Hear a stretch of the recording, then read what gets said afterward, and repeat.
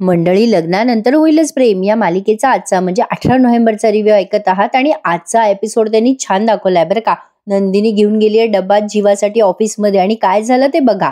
काव्या विचारते काल सहज की जन्मजयचं ऑफिस चांगलं चालू आहे का. मग नंदिनी तिला सांगते अगं हो ठीक आहे, पण जरा काळजी वाटते ग काव्या त्यांची.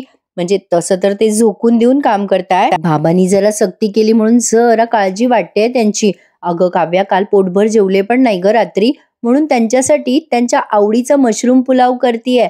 माहित नाही मला लंचला जेवतील की नाही, पण मी जबरदस्तीने भरवणार आहे त्यांना. काव्या म्हणते चांगलंय हा ताई. आता ही नंदिनी सहज आठवण काढते आणि म्हणते अगं हो काव्या, तुला आठवतंय का? अगं तुला आठवतं का? अगं काव्या, तुला कसं मी पार्थसाठी डब्बा घेऊन जायला लावलं होतं हुशारीने, आठवतं का तुला? काव्या म्हणते हो आठवतं, चांगलंच आठवतं. काय तर म्हणे त्या बोक्याचा उपवास होता. आता नंदिनी लागते हसायला. नंदिनी म्हणते अगं उपवास नव्हता त्यांचा. काव्या म्हणते "ए ताई, माझ्याशी तू खोटं बोललेलीस." नंदिनी म्हणते अगं हो, तसं सांगितलं नसतं तर तू गेली असतीस का? काय ग, काय झालं? अगं सॉरी. आता काव्याला ती आठवण आठवते बरं का प्रेक्षकांनो. ती जेव्हा तिथे डब्बा घेऊन गेलेली असते तेव्हा तिचं आणि जीवाचं जबरदस्त भांडण झालेलं असतं. त्या आठवणींमुळे ती जरा बेचैन होते आता काव्या. नंदिनी काहीतरी कामासाठी बाजूला जाते प्रेक्षकांनो, तेव्हा काव्या मनातल्या मनात विचार करते, तेव्हा माझ्या आणि जीवाच्या नात्यामध्ये वरवर साधं वाटणाऱ्या या प्रसंगात काय सुरू होतं आम्हा दोघांच्या मनात तुला माहिती नाही ग नंदिनी ताई.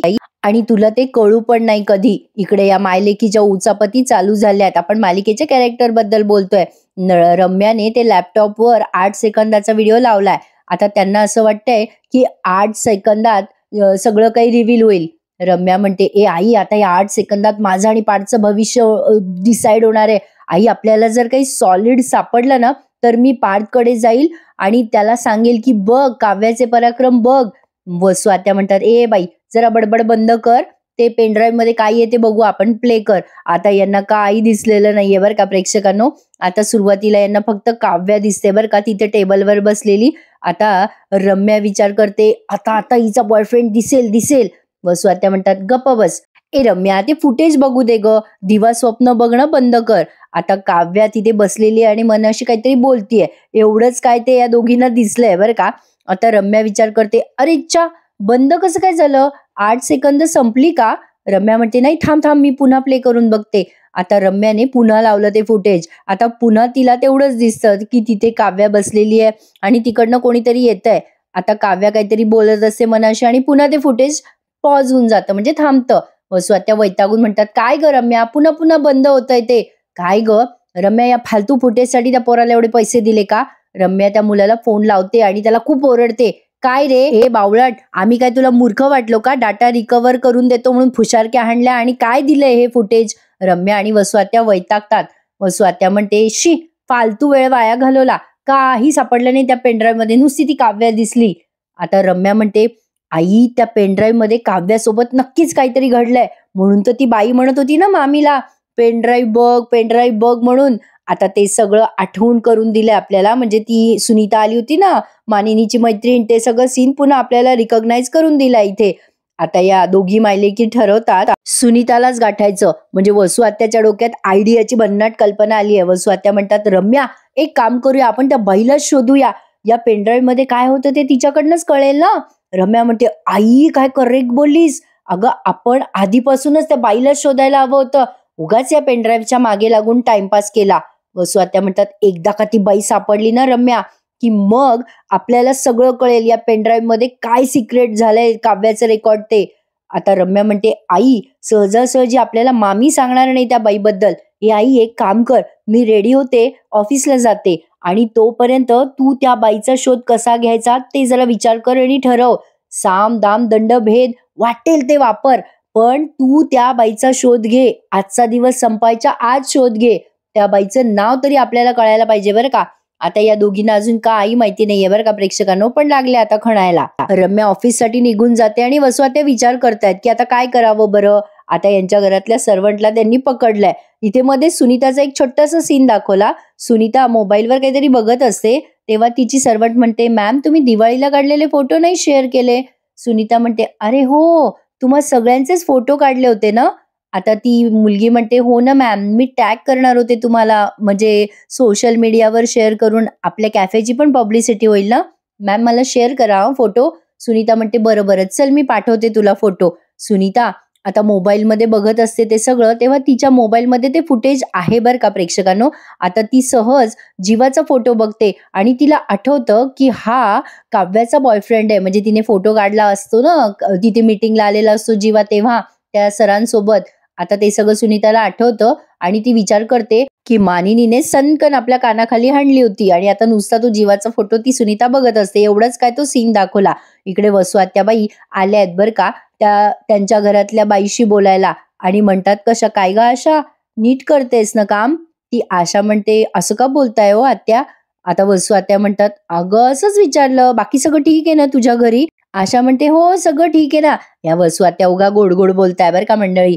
वसू आत्या म्हणतात, "अगं तुझ्या मुलीचं काय ऍडमिशन करायचं होतं ते झालं का?" मग ती आशा म्हणते, "हो, विक्रम भाऊने करून दिलं ऍडमिशन." वसू आत्या म्हणतात, "बाई माझा भाऊ चांगलाच आहे, पण काय ग आशा, त्या दिवशी तू इथेच होतीस ना ग?" ती आशा म्हणते, "कुठल्या दिवशी?" आता वसू आत्या म्हणतात, "अगं लक्ष्मीपूजनाच्या दिवशी नाही का, अगं त्या दिवशी त्या बाईला हाताला घराबाहेर, म्हणजे हाताला धरून घराबाहेर काढत होती मानिनी त्या दिवशी." आता ती आशा सहज म्हणते, "नाही हो आत्या, मला नाही माहिती बाई काय केव्हा." लगेच वसू आत्या म्हणतात, "काय खोटं बोलते का आशा, अशा गोष्टी तुझ्या कानावर बरोबर पडतात. खरंच सांग मला कोण होती ती बाई?" आता ती आशा शपथ घेऊन म्हणते, की नाही हो आत्याबाई, मला नाही माहिती." वसू आत्या म्हणतात, "अगं मानिनीची मैत्रीण होती ना, काय नाव होतं तिचं, काय सांगत होती ती मानिनीला?" ती आशा म्हणते, "नाही हो, मला नाही माहिती हो आत्याबाई." वसू आत्या पुन्हा म्हणतात, "खरं सांग मला, मानिनी त्या बाईला हात धरून घराबाहेर काढत होती, काय नाव होतं त्या बाईचं, आठव ना आशा." तेवढ्यात तिथे येतात या मानिनी बाई. यांच्या चौकशा चालू असताना मानिनी म्हणते, "काय चाललंय तुमचं?" वसू आत्या मनात जरा घाबरतात, "अरे देवा, मानिनीला कळलं तर." मग लगेच विषय बदलतात. मानिनी म्हणते, "काय ग आशा, काय चाललं तुमचं?" लगेच आता आशा काही बोलणार, तेवढ्यात वसू आत्या म्हणतात, "अगं मानिनी, भाजी, कुठली भाजी करणार आहे हे मी तिला विचारत होते." मानिनी म्हणते, "खरंच की काय?" मग आशा पण म्हणते, "हो हो." मानिनी म्हणते, "आजचा बेत काय करायचा आहे हे मी सांगितलंय आशाला. माझं तिच्याकडे काम आहे, मी तिला घेऊन जाते. चल ग आशा, जरा पडदे बदलूया, चल चल इथून चल बाई." आता आशाला घेऊन जातात मानिनी ताई. तेव्हा वसू आत्या मनाशीच बडबडतात, "कितीही प्रयत्न कर मानिनी, पण आज संध्याकाळच्या आत मी किंवा रम्या या बाईचं नाव शोधून काढू." इकडे नंदिनी पोहोचलीये ऑफिसमध्ये. आता गेल्या गेल्या ती कॅबिन मध्ये जाते जीवाच्या, पण तिथे जीवा नसतो. इकडे तिकडे बघते ती आणि खूप उत्साही असते ती जीवाला भेटण्यासाठी. नंदिनी आता बाहेर जाते तेव्हा ऑफिसचे पिऊन दादा तिला भेटतात. छान दाखवलाय हा प्रेक्षकांनो आजचा एपिसोड. आता आल्या आल्या ते पिऊन दादा म्हणतात, "नमस्ते ताई, कशा आहात तुम्ही?" नंदिनी म्हणते, "बरी आहे काका, तुम्ही कसे आहात?" ते म्हणतात, "बेटा मी छान." आता तेवढ्यात नंदिनी विचारते, "जीवा कुठे, कॅबिन मध्ये दिसत नाहीयेत काका." आता ते काका म्हणतात, "चला ताई, मी दाखवतो तुम्हाला ते कुठे आहेत ते." आता जीवा सगळ्या स्टाफ सोबत तिथे बसतो हे नंदिनीला बघितल्या बघितल्या कळलं. आता ते पिऊन दादा म्हणतात, "ते बघा मॅडम, तिथे बसलेत जीवा दादा." आता नंदिनी जीवाला बघते बरं का. जीव तोडून काम करत असतो बिचारा. प्रेक्षकांनो, पाण्यात पडलं की पोहता येतं म्हणतात ना, तसं झालंय बिचाऱ्या जीवाचं. काय करणार, ते चोर सोडून संन्यासाला सुळी म्हणतात ना, तसंही काहीसं वाटायला लागलंय. म्हणजे या वसू आत्या आणि रम्यामुळे या बिचाऱ्या जीवाला भोगावं लागतंय. पिऊन दादा नंदिनीला म्हणतात, "मॅडम, मी त्यांना जेवणाचं विचारलं, ते मला म्हणाले की कामाचा कॉल चालू आहे. आमचे जीवा सर फारच काम करताय हो. तसं बरं वाटतंय आम्हाला काम करताय ते बघून, पण ना पहिल्यासारखे राहिले नाही हो आमचे जीवा सर. जीवा सर कामावर आले, आम्ही सगळे खुश होतो, पण आता ते पहिल्यासारखे नाही राहिले. पूर्वीसारखे हसत नाहीत, बोलत नाहीत. माझ्याकडे तर फक्कड चहा सुद्धा मागत नाहीत. अहो, काल तर मी त्यांना चहा नेऊन दिला, तो थंड झाला होता. पण मी त्यांना म्हटलो गरम करून देतो चहा, पण त्यांनी गार घोट चहा पिला बघा." नंदिनीला खूप कसं तरी झालंय बघा. तिच्या डोळ्यात पटकन पाणी आलंय. आता ते पिऊन दादा म्हणतात, की "बघा ना किती काम करताय जीवा दादा." नंदिनी म्हणते, "बरं दादा, मी आलेच हं. तुमचे जीवा दादा जेवतायत की नाही बघते ना, मला प्लेट आणून देताल का तुम्ही काका?" आता ते म्हणतात, "हो आणतो ना." आता ते प्लेट आणण्यासाठी गेलेत बरं का. नंदिनी आता आपुलकीने जीवाजवळ जाते. जीवा बिचारा काहीही खात नसतो. अचानक त्याला ठसका लागतो. मग तो पाणी पिताना दाखवला तर थोडक्यात त्याचे हाल दाखवले जरा. नंदिनी ते बघते, तिला खूपच वाईट वाटत असतं, पण तिला आनंद होतो असं ती तिच्या चेहऱ्यावर दाखवते. आल्या आल्या ती असं प्रिटेंड करते की ती खूप खुश झालीये जीवाला बघून. जीवाला म्हणते, जीवा कसे आहात? जीवा म्हणतो, तू इथे नंदिनी? नंदिनी म्हणते, हो अहो तुमच्यासाठी डबा घेऊन आले होते. जेवणाचा डबा घेऊन आलीये, चला बरं जेवायला बसा, खाऊन घ्या. आता जीवा म्हणतो, अगे नंदिनी ऐक ना, मला जेवायला वेळ नाहीये ग, माझं काम राहिलंय बाकी. नंदिनी म्हणते, असं नाही करायचं हं जीवा, नंतर कधी जेवणार आहे? नाही, सगळे स्टाफ मेंबर जेवायला गेले सुद्धा. ते काही नाही, कामं होत राहतील, जेवून घ्या बरं जीवा. जीवा म्हणतो, असं काय करतेस नंदिनी, अगं काम बाकी आहे, जेवत बसलो तर वेळेवर काम नाही पूर्ण होणार. नंदिनी जीवाचं काही ऐकतच नाही आणि म्हणते, सांगते ना मी तुमच्यासाठी छान पुलाव करून आणलाय, चला बरं हट्ट करू नका, जेवून घ्या. आता तेवढ्यात ते दादा प्लेट घेऊन येतात जेवणाची. आता ते म्हणतात, जीवा सर, शहाणे माणसं ऐकतात बरं का बायकोचं, तुम्ही तुमच्या बायकोचं ऐका आणि त्या काय सांगतात ते ऐका आणि जेवून घ्या. आता नंदिनी म्हणते, ऐकलं का काय म्हणाले काका? बसा खाली बसा. शहाणी माणसं नेहमी ऐकतात बायकोचं, चला खाऊन घ्या बरं जीवा. आता जीवा एक घास खाणार तेवढ्यात तिथे विक्रम आलेत. आणि कसं आहे ना प्रेक्षकांनो, डोंट वरी, मला माहिती आहे तुम्हाला सगळ्यांना खूप वाईट वाटतंय, जीवाला एवढा त्रास होतोय, त्याला जेवायला पण मिळत नाहीये बिचाऱ्याला, हाल हाल होत आहेत त्याचे. पण आज जर त्याने मेहनत केली तर उद्याचा त्याचा दिवस नक्कीच चांगला जाईल, अशी आपण आशा करूया. आणि असं होतं सुद्धा. आता विक्रम तिथे यायच्या आत ही बया तिथे पोहोचलीये, रम्या. आता तो सीन त्यांनी थोडा पुढे घेतलाय, कारण ही ओरडते मोठ्याने जीवावर, ब्रेक ओव्हर. आता या रम्याला तिथे खरं तर जाऊन बोलायची काही गरज नव्हती बरं का. आता मध्येच काव्या आणि पार्थचं सीन दाखवलाय. काव्या काहीतरी वाचन करत असते तेव्हा मध्येच पार्थ येतो आणि हिला धडकतो. काव्या चिडते त्याच्यावर, काय ओ देशमुख, तुम्हाला दिसत नाही का? ओ देशमुख, बोके डोळे बंद करून दूध पितात तिथपर्यंत ठीक आहे, पण तुम्हाला डोळे उघडे ठेवून चालता नाही येत का? काय हो, लागलं ना मला. आता पार्थ म्हणतो, ही डबल बॅटरी काय तुम्ही शायनिंग साठी लावलीये का? अहो त्या बॅटरीने माणसं पण बघायची असतात. पार्थ असं बोलल्यावर काव्या म्हणते, ओ देशमुख, तुमच्याकडे पण डबल बॅटरी आहे बरं का, उगाच माझ्या डोक्याची खिचडी करू नका. अरे यार प्रेक्षकांनो, या दोघांचे सीन जरा बालिशच दाखवतात. काव्या म्हणते, मला भूक लागली हो, माझ्या पोटात कावळे ओरडताय एकतर. आता पार्थ म्हणतो, मग जेवून घ्या, तुम्हाला कोणी अडवलंय? आता काव्या पुस्तक दाखवून म्हणते, हे हे हे माझ्या पुस्तकाने अडवलंय, जेवले ना मी तर झोप येते मला. हे बघा मला कंटाळा येतो, मग रात्री मला करावं लागेल ना अभ्यास, आता मला भूक पण लागली आहे. आता ती इतकी नॉनस्टॉप बडबडत असते तेव्हा पार्थ म्हणतो, चुप्प बसा, एकदम चुप्प बसा. अहो तुम्ही काही खाल्लं पिल्लं नाही तर पुस्तकातलं काही डोक्यात जाईल का? अभ्यास करायचा नाही तर जेवायचं नाही असं कोण करतं? आता बोलता बोलता ही चष्मा घालते आणि म्हणते, मी करते. चष्म्याची दांडी तिच्या डोळ्याला लागते. पार्थ म्हणतो, काय गडबड करता ओ, काय गडबड करता, चुप्प बसा बरं, आता बडबड नका करू, शांत बसा. आता हा ना प्रेक्षकांनो, लांबून अशी फुंकर मारतोय तिच्या डोळ्याला आणि म्हणतो, दुखतंय का? काव्या म्हणते, काय हो देशमुख, दुखणार नाही तर काय. आता पार्थ रुमाल काढतो बरं का खिशातनं, तेव्हा त्या ज्वेलरची पावती त्याच्या खिशातून खाली पडते. पार्थ काव्यावर ओरडत पण असतो, कशाला स्टाईल मारत होत्या आणि चष्मा घालत होत्या, बघू द्या मला कुठे लागलंय. आता ते डोळ्याची वाफ तो सॉरी तोंडाची वाफ तिच्या डोळ्यावर अशी रुमालाने टिपत असतो. मग काव्याला विचारतो, आता बरं वाटतंय का? काव्या म्हणते, हो हो बरं वाटतंय आता. डोळे उघडते ती तर खाली तिला एक चिठ्ठी दिसते पडलेली. काव्या ती चिठ्ठी उचलते तर ती असते ज्वेलरची रिसिप्ट. बहुतेक तरी पार्थने तिच्यासाठी दागिना करायला टाकला असावा, असा एक अंदाज आहे माझा. काव्या ती चिठ्ठी वाचते आणि म्हणते, हे काय, ज्वेलरची रिसिप्ट? आता ते बघितल्यानंतर पार्थ लगेच ती चिठ्ठी हिसकावून घेतो आणि म्हणतो, ते ते माझं आहे, ते आईसाठी दागिना करत होतो म्हणून चिठ्ठी आहे ही. लगेच काव्या म्हणते, मी कुठे तुम्हाला विचारलं तुम्ही कोणासाठी दागिना केला ते? पार्थ म्हणतो, ते तुम्हाला प्रश्न पडले ना म्हणून उत्तर दिलं मी. आता काव्या त्याच्याकडे अशी बघायला लागते, पार्थ पण तिच्याकडे असा बघायला लागतो आणि म्हणतो, अभ्यासाकडे लक्ष द्या, आलोच मी. आता असं म्हणून हा बहुतेक तिच्यासाठी जेवणाची प्लेट घ्यायला गेला असावा, पण आता बघू ते उद्याच्या भागात दाखवलंय, हा तिला जेव बिव घालतो ते. आता एवढाच काय ते सीन दाखवलाय. काव्या विचार करायला लागते, काहीतरी गडबड आहे. तर असो, आता मगाशी आपण बघितलं होतं की रम्या या दोघा नवरा बायकोच्या मध्ये आली आहे. रिव्ह्यू देता देता अचानक मला प्रश्न पडला प्रेक्षकांनो, आता त्या आजीचा दागिना जीवाने विकला, आता तो दागिना खरं तर नंदिनीला सोडवून आणायचा आणि तिने ते पार्थ सोबत शेअर पण केलं. पार्थला नसेल वाटत का की तो दागिना सोडवून आणावा? तसं पार्थने प्रयत्न केलेले त्यांनी दाखवलेले नाहीयेत म्हणून सहज म्हटलं बरं का.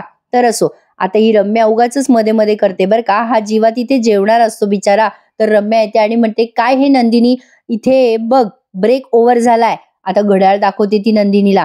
नंदिनी आता पुढे काही बोलणार तेवढ्यात जीवा ती प्लेट खाली ठेवून देतो. नंदिनी जीवाला म्हणते, नाही नाही जीवा, तुम्ही खाऊन घ्या, तुम्ही का थांबलायत? अहो तुम्ही खाऊन घ्या प्लीज. आता रम्या तिच्याकडे रागाने बघते बरं का नंदिनीकडे. आणि नंदिनी म्हणते, काय ग रम्या, ऑफिसमध्ये तू नवीन आहेस का? रम्या म्हणते, ए नंदिनी, मी ना इथे ऑफिसमध्ये प्रत्येकाला मोटिवेट करत असते आणि लंच टाइम झाल्यावर तसेही सगळे सुस्तावतात.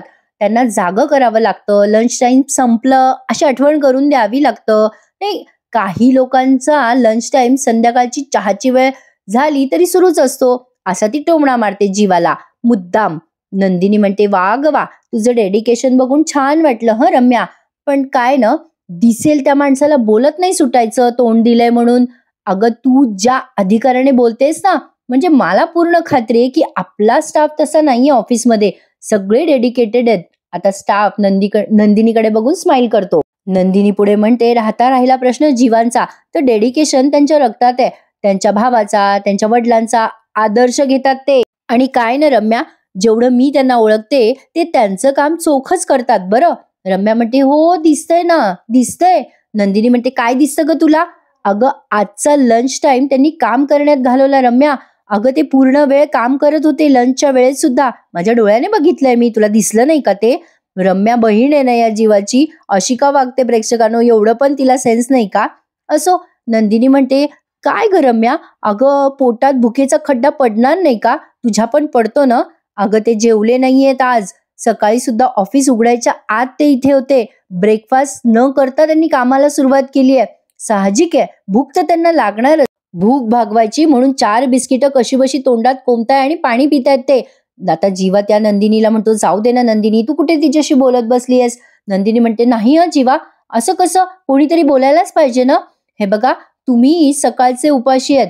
एक चूक काय केली तुम्ही? कोणी येतं आणि तुम्हाला वाटेल तसं बोलून जातं. 2 घास खाल्ले तुम्ही तर काही आभाळ कोसळणार नाहीये. बसा बरं जीवा तुम्ही खाली आणि शांतपणे जेवा. मी सांगते ना तुम्हाला, कोणाचं काही ऐकू नका. रम्या म्हणते, ए नंदिनी, प्रेमाने आग्रह करून खाऊ घालायला तुझं घर नाहीये, हे ऑफिस आहे. इथले काही नियम असतात. आता डेडिकेशन हे तुमच्या कामातून दिसायला हवं. नाही, जीवाने तसे आल्यापासून काहीही प्रूव्ह केलेलं नाहीये. आता जेव्हा रम्या असं बोलते तेव्हा नंदिनीला खूप राग येतो. ती म्हणते, ए बस कर रम्या, काय चाललंय तुझं? अगं आज ऑफिसमध्ये त्यांचा फक्त दुसरा दिवस आहे. अगं कालच आले ना ते ऑफिसमध्ये, तू तर बॉस असल्यासारखी डोक्यावर बसतेस त्यांच्या. आता तेवढ्यात येतात तिथे विक्रम बर का, आणि विक्रमने इथे छान भूमिका घेतली आहे. काल तुमचा गैरसमज झाला असेल की विक्रम जीवाला ओरडले किंवा जीवाला जेव दिलं नाही असं काही वाटलं असेल ना, पण नाही, तसं नाही झालंय बरं का. बघा हा विक्रम काय बोलतात आता आल्या आल्या. आता जीवाच्या हातात प्लेट बघतात ते जेवणाची आणि म्हणतात, हे काय, तू अजून जेवला नाहीयेस का? लंच टाइम पुरला नाही का तुला? लगेच रम्या म्हणते, बघ ना रे मामा, मी नंदिनीला केव्हाचं हेच सांगत होते पण ती माझं ऐकतच नाहीये. नंदिनी म्हणते, नाही हो बाबा, तसं नाहीये. आता विक्रम म्हणतात, तू इथे का आली आहेस नंदिनी ऑफिसमध्ये? नंदिनी म्हणते, नाही बाबा, अहो मी तर सहज त्यांच्यासाठी जेवणाचा डब्बा घेऊन आले होते. विक्रम म्हणतात, नंदिनी, अगं आपल्या ऑफिसमध्ये छान कॅन्टीन आहे आणि उत्तम जेवण मिळतं इथे. तू रोज याच्यासाठी डब्बा घेऊन नाही आलीस तरी चालेल. रम्या आता खुश होते बरं का. विक्रम म्हणतात, चला बाकीचे सगळेजण कामं करा, भरपूर कामं पेंडिंग आहेत, चला चला. आता रम्या लगेच म्हणते, हो चला चला सुरू करा. आता लगेच विक्रम म्हणतात, तुझं काय, तुझ्या कामाचं काय ग रम्या? रम्या लगेच म्हणते, हो मामा आलेच आलेच, असं म्हणून तिथून चालली जाते बरं का. आता आता जीवा म्हणत असतो, राहू दे अगं नंदिनी, मला नकोय. आता लगेच विक्रम चिडतात बरं का या जीवावर. जीवाला म्हणतात, चल ते खाऊन घे आधी जीवा, आणि तुझं खाणं झाल्यावर माझ्या केबिन मध्ये ये. आता जेव्हा विक्रम असे बोलतात तेव्हा नंदिनीला फार भारी वाटतं. आता नंदिनी तिथेच बसली आहे जीवाच्या जवळ. जोवर त्याचं खाणं होत नाही ना तोपर्यंत ती तिथेच बसलेली असते. आता हे विक्रम काय करतात बघा प्रेक्षकांनो. आज तर विक्रमसाठी 1 लाईक होऊनच जाऊन द्या. विक्रम आता त्या पिऊन दादाला बोलवतात. पिऊन दादा म्हणतात, हा सर बोला. विक्रम म्हणतात, अरे आपल्या जीवाला चहा कॉफी नाश्ता काय हवं नको ते जरा बघत जा रे. आता लगेच ते दादा म्हणतात, हो हो साहेब बघतो. हं. विक्रम आता जीवाकडे बघताय बरं का. विक्रमला कळतंय की जीवा कालपासनं उपाशी आहे. तो इतका पटापट घास खात असतो. विक्रम नुसतं जीवाकडे बघतात आणि तिथून निघून जातात. छान दाखवला प्रेक्षकांनो आजचा एपिसोड. म्हणजे या सीनने तो दिल जीत लिया. आता बघा पुढच्या एपिसोडमध्ये त्यांनी काय दाखवलंय, म्हणजे प्रोमो आउट केलाय पुढचा. आता पुढे आपण बघणार आहोत ही काव्या आणि पार्थ दोघं जणही आता त्या घटस्फोटाच्या लॉयरकडे त्यांना जायचंय. पार्थ म्हणत असतो उद्या बोलवलंय आपल्याला. काव्या म्हणते तुम्ही त्यांना फोन करून सांगा ना, हरकत नाही आम्ही येतो. आता पार्थ म्हणतो का तुम्हाला घटस्फोट हवाय का? काव्या आता जरा टेन्शन मध्ये आली आहे. आता इकडे जीवा म्हणतो सगळ्यात मोठी चूक झाली माझ्या आयुष्यातली, माझ्या आजीचा हार विकला मी. नंदिनी आता जीवाला म्हणते शब्द देते मी जीवा, तुमचा गेलेला मान मी परत मिळवेल. आता एकदम मानिनी तिला बोलताना दाखवलीये किचन मध्ये. हो ग नंदिनी, मिळवशील, नक्की मिळवशील, सगळं छान होईल बघ. आणि तिला जवळ घेताना दाखवलीये. एवढाच काय तो प्रोमो दाखवलाय. आता या मालिके प्रेक्षकांनो येणाऱ्या एपिसोडमध्ये आता प्रेमाचे 7 रंग हे एक्सप्लेन करणार आहेत. आता ते काय काय असतील ते तुम्हाला कळेलच, पण येणारे भाग छान आणि स्पेशल असणार आहे, यात शंका नाहीये. आणि तुम्हाला जर मालिकेचे खरे रिव्ह्यू ऐकायचे असतील, फेक जो करणारे रिव्ह्यू नाही, काही ठिकाणी मालिकेचे फेक रिव्ह्यू दिले जात आहेत, काहीतरी वेगळे फोटो टाकले जात आहेत, ते सगळं खोटं आहे प्रेक्षकांनो. असल्या व्हिडिओंवर विश्वास ठेवू नका. मालिकेचे खरे रिव्ह्यू ऐकायचे असतील तर आपल्या या चॅनलला नक्की सबस्क्राईब करा. चला तर मग मंडळी, उद्या भेटूयात पुन्हा एकदा. तोपर्यंत टेक केअर. धन्यवाद.